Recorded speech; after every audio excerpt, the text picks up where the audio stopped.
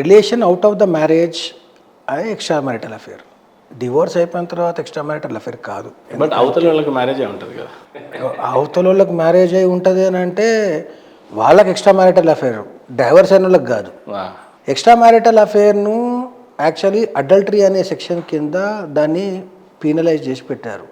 ఆ యాక్ట్ చేస్తే ఆ యాక్ట్లో పాల్గొన్నటువంటి భార్యకు ఉండదు, మళ్ళీ ఆడవారికి లేదు, మగవాళ్ళకే ఉంటుంది శిక్ష.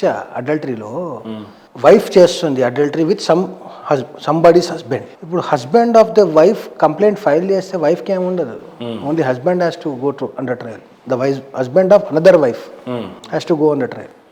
లాస్ట్కి ఏమైపోయిందంటే రీసెంట్గా సుప్రీంకోర్టు డిసిజన్ ఏం చేసిందని అంటే ఎక్స్ట్రా మ్యారిటల్ రిలేషన్ అయినా సరే it is out of their personal choice కాబట్టి అది డీక్రిమినలైజ్ చేసేసి. బట్ దీనివల్ల క్రైమ్ రేట్ ఎక్కువ పెరుగుతుంది అని క్రైమ్ అనుకుంటేనే క్రైమ్ రేట్, క్రైమ్ కాదంటే క్రైమ్ రేట్ ఎందుకైతుంది? సిగరెట్ తాగడం క్రైమ్ అనుకోండి. ఒకళ్ళు ఇంకొకరితో ఇల్లీగల్ రిలేషన్షిప్ లో ఉన్నప్పుడు హస్బెండ్ గానీ సంబంధించినవి సూసైడ్ చేసుకోవటము, మళ్ళీ అటెంప్ట్ మర్డర్ చేయటము, ఇంత లీగల్ అయిపోయిన తర్వాత భయం అనేది ఉండకపోవటం, చట్టాలు చాలా భయంతో ఎప్పుడు సొసైటీని మనం కంట్రోల్ చేయలేం సార్.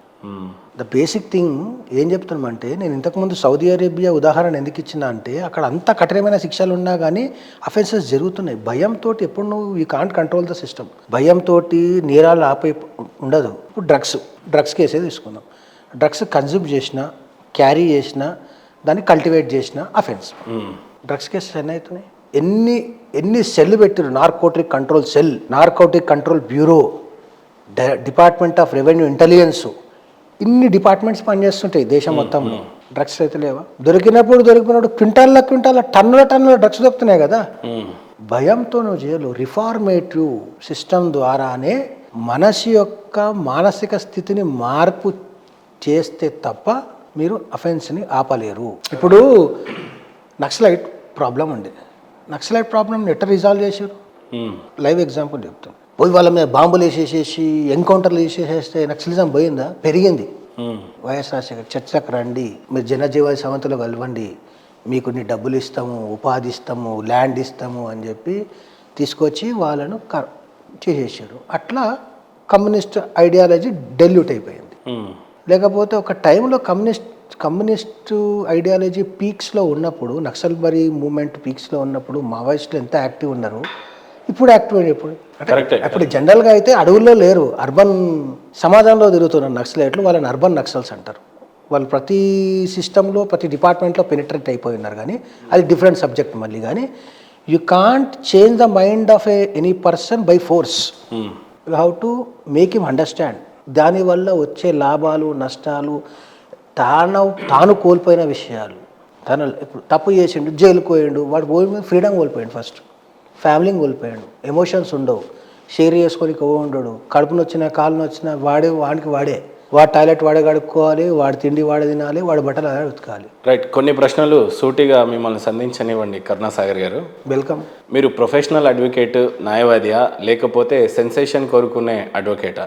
ఒకటి. రెండోది, సెన్సేషన్ కోరుకునే న్యాయవాదిగా చూడడం కారణం ఏంటంటే, ఒక పక్క అక్బరుద్దీన్, అసదుద్దీన్ ఓవైసీ కేసులు పట్టుకుంటారు, మరోపక్క రాజాసింగ్ కేసులు పట్టుకుంటారు, మరోపక్క గోవధ జరుగుతుంది అని చెప్పేసి ఆ రక్షణ కొరకు నేను నిలబడ్డాను అని నిలబడతారు. ఫైనాన్షియల్గా కరుణాసాగర్ ఎంత ఎస్టాబ్లిష్డ్, ప్రొఫెషనల్గా న్యాయవాది అనే ఒక వ్యవస్థకి ఎంత రెస్పెక్ట్ చేసి ఉంటారు?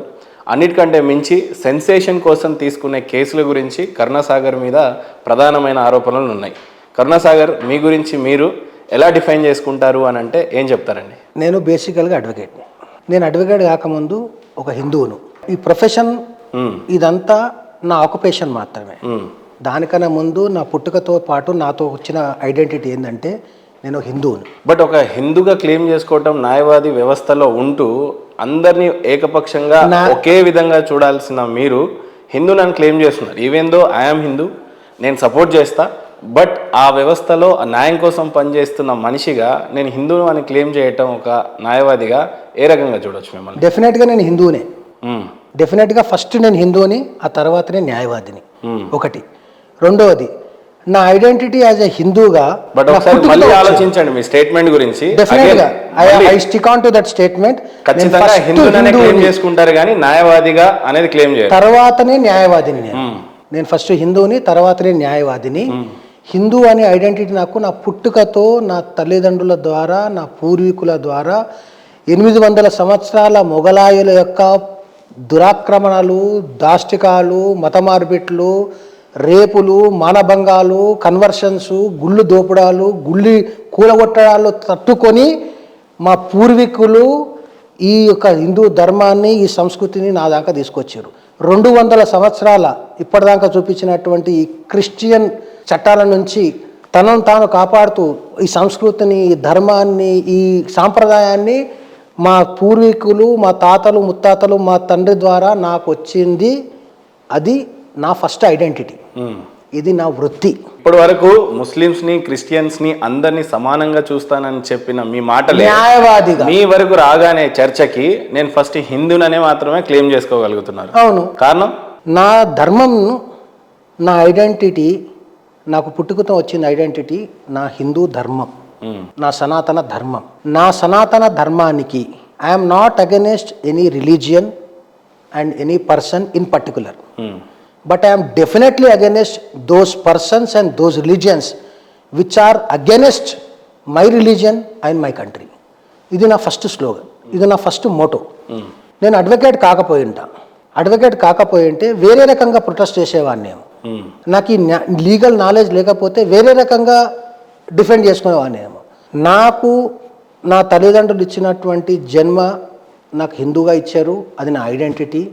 నేను పెరిగిన వాతావరణము, నా సంఘ పరిచయము, నాకు వచ్చినటువంటి ఎథిక్స్, మారల్స్, ఇవన్నీ కూడా నా ధర్మానికి, దేశానికి కలంకం కలిగించే ప్రయత్నం ఎవరు చేసినా దాన్ని ఆపాలి, అడ్డుకోవాలి, ప్రతిఘటించాలి. ప్రొఫెషనల్గా కేసెస్ వాదిస్తున్నప్పటికీ డబ్బులు సంపాదించుకోవచ్చు కరుణాసాగర్ గారు కావచ్చు, కానీ సెన్సేషన్ కోసం మీరు తీసుకున్నటువంటి కేసుల గురించి మరి అదేందో నాకు ఇస్మత్, కానీ నేను ఏ కేసు తీసుకున్నా సెన్సేషన్ అవుతుంది. దానికి నేనేం సెన్సేషన్ అయినాకనే మీరు తీసుకుంటున్నారని నేను వాదిస్తే ఏం చెప్తారు? అది మీ వాదన, నా వాదన నేను చెప్తున్నాను. అక్బరుద్దీన్ ఓవైసీ, నేను ఇప్పుడే చెప్పాను కదా కేసు, 22 డిసెంబర్ 2012 రోజు అక్బరుద్దీన్ ఓవైసీ స్పీచ్ ఇచ్చారు. 28 డిసెంబర్ 2012 రోజు నేను కేసు వేశాను. అప్పటి వరకు ఎవరు కంప్లైంట్ ఇవ్వలేదు, అప్పటి వరకు ఏ పోలీస్ వ్యవస్థ ఎఫ్ఐఆర్లు బుక్ చేయలేదు. అప్పటి వరకు ఇక్కడున్న ఇంటెలిజెన్సు, కౌంటర్ ఇంటెలిజెన్సు, ఎస్బీలు, పోలీస్ వ్యవస్థ, సామాజిక స్పృహ ఉన్నటువంటి మేధావులు,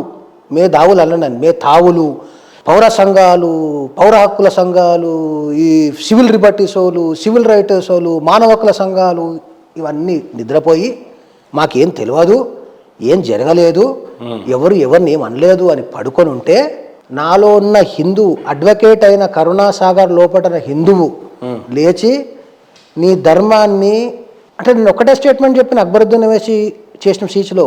దానికన్నా ముందు కౌసల్య మాతను అవమానిస్తూ మర్యాద పురుషోత్తముడు, ఆదర్శమూర్తి అయినటువంటి శ్రీరామచంద్రుడి యొక్క జననం మీద క్వశ్చన్ చేశాడు ఎవరు? అక్బరుద్దీన్ ఓవైసీ.